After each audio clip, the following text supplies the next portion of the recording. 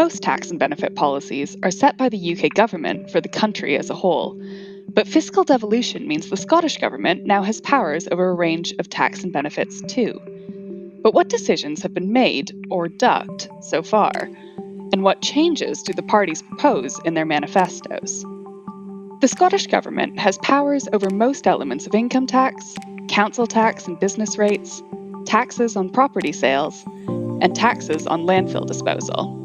All told, the revenue from these taxes is forecast at around £17 billion in 2020-21, just under a third of all of the tax revenue raised in Scotland.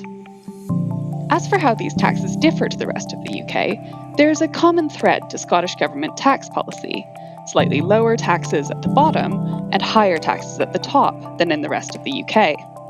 The most obvious example of this is income tax. Under Scotland's complicated 5-band system, people earning less than around £27,000 a year pay slightly less income tax than they would in the rest of the UK. But higher earners pay significantly more. For someone on £50,000, for example, that difference is worth almost £1,500 a year.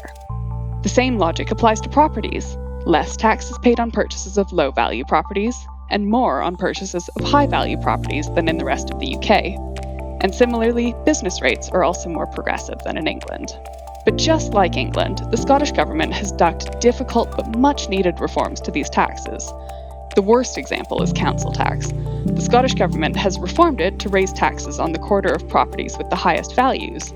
But, ludicrously, the entire council tax system is still based on property values from 1991.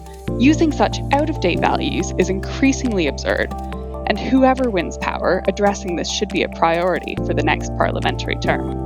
Within the benefit system, the Scottish Government has used its new powers to create a number of new means-tested benefits and benefit top-ups.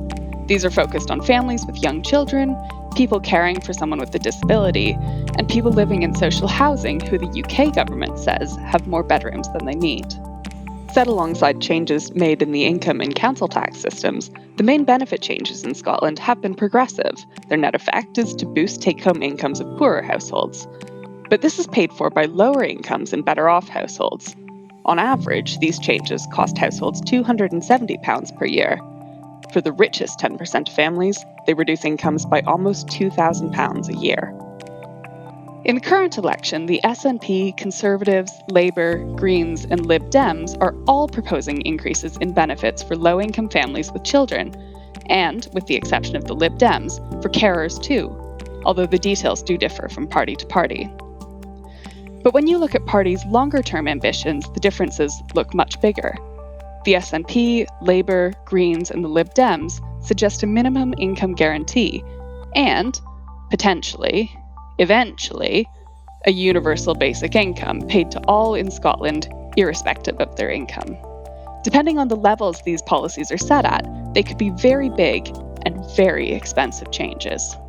On the other hand, the Conservatives have an ambition to cut income tax, undoing the current Scottish Government's increases for the top half of income taxpayers.